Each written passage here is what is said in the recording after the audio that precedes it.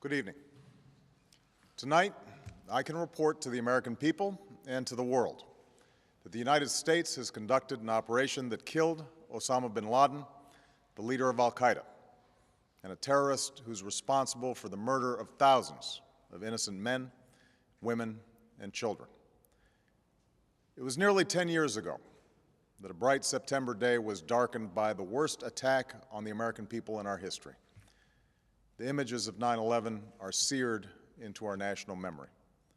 Hijacked planes cutting through a cloudless September sky, the Twin Towers collapsing to the ground, black smoke billowing up from the Pentagon, the wreckage of Flight 93 in Shanksville, Pennsylvania, where the actions of heroic citizens saved even more heartbreak and destruction.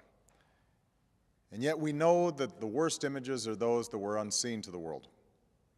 The empty seat at the dinner table, children who were forced to grow up without their mother or their father, parents who would never know the feeling of their child's embrace, nearly 3,000 citizens taken from us, leaving a gaping hole in our hearts.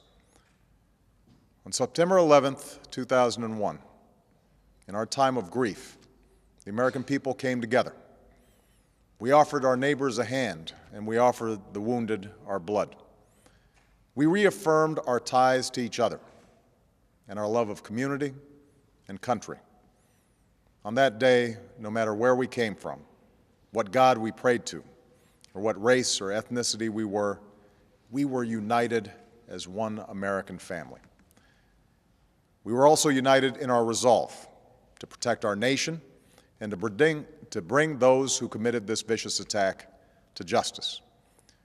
We quickly learned that the 9/11 attacks were carried out by al-Qaeda, an organization headed by Osama Bin Laden, which had openly declared war on the United States and was committed to killing innocents in our country and around the globe. And so we went to war against al-Qaeda to protect our citizens, our friends, and our allies.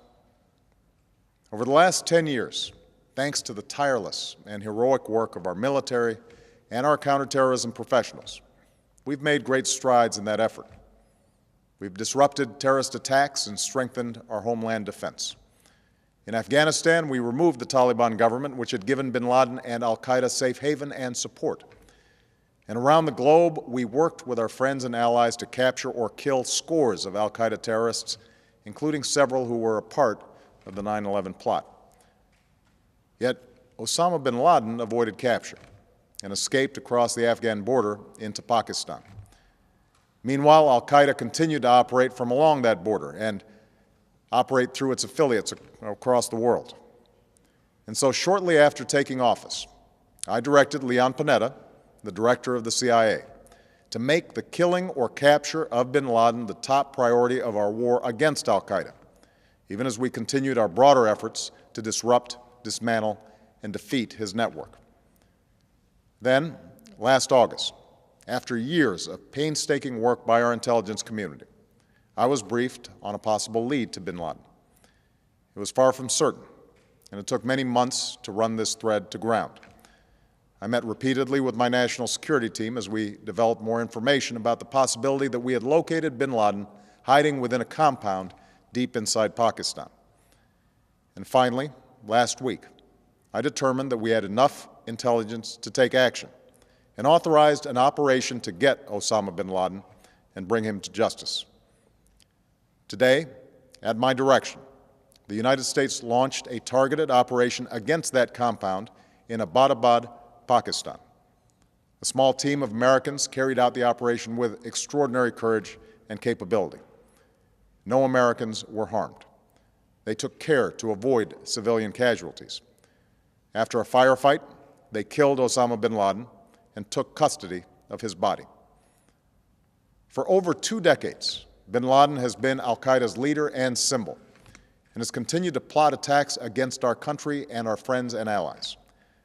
The death of bin Laden marks the most significant achievement to date in our nation's effort to defeat al-Qaeda. Yet his death does not mark the end of our effort. There's no doubt that al-Qaeda will continue to pursue attacks against us. We must, and we will, remain vigilant at home and abroad. As we do, we must also reaffirm that the United States is not and never will be at war with Islam. I've made clear, just as President Bush did shortly after 9/11, that our war is not against Islam. Bin Laden was not a Muslim leader. He was a mass murderer of Muslims. Indeed, al-Qaeda has slaughtered scores of Muslims in many countries, including our own. So his demise should be welcomed by all who believe in peace and human dignity. Over the years, I've repeatedly made clear that we would take action within Pakistan if we knew where bin Laden was. That is what we've done. But it's important to note that our counterterrorism cooperation with Pakistan helped lead us to bin Laden and the compound where he was hiding. Indeed, bin Laden had declared war against Pakistan as well and ordered attacks against the Pakistani people. Tonight, I called President Zardari, and my team has also spoken with their Pakistani counterparts. They agree that this is a good and historic day for both of our nations. And going forward, it is essential that Pakistan continue to join us in the fight against al-Qaeda and its affiliates. The American people did not choose this fight. It came to our shores and started with the senseless slaughter of our citizens. After nearly 10 years of service, struggle, and sacrifice, we know well the costs of war. These efforts weigh on me every time I, as Commander-in-Chief, have to sign a letter to a family that has lost a loved one, or look into the eyes of a service member who's been gravely wounded. So Americans understand the costs of war. Yet, as a country, we will never tolerate our security being threatened, nor stand idly by when our people have been killed. We will be relentless in defense of our citizens and our friends and allies. We will be true to the values that make us who we are. And on nights like this one, we can say to those families who have lost loved ones to al-Qaeda's terror, justice has been done. Tonight, we give thanks to the countless intelligence and counterterrorism professionals who've worked tirelessly to achieve this outcome. The American people do not see their work nor know their names, but tonight they feel the satisfaction of their work and the result of their pursuit of justice. We give thanks for the men who carried out this operation, for they exemplify the professionalism, patriotism, and unparalleled courage of those who serve our country. And they are part of a generation that has borne the heaviest share of the burden since that September day. Finally, let me say to the families who lost loved ones on 9/11 that we have never forgotten your loss, nor wavered in our commitment to see that we do whatever it takes to prevent another attack on our shores. And tonight, let us think back to the sense of unity that prevailed on 9/11. I know that it has at times frayed, yet today's achievement is a testament to the greatness of our country and the determination of the American people. The cause of securing our country is not complete, but tonight we are once again reminded that America can do whatever we set our mind to. That is the story of our history. Whether it's the pursuit of prosperity for our people or the struggle for equality for all our citizens, our commitment to stand up for our values abroad, and our sacrifices to make the world a safer place. Let us remember that we can do these things not just because of wealth or power, but because of who we are. One nation, under God, indivisible, with liberty and justice for all. Thank you.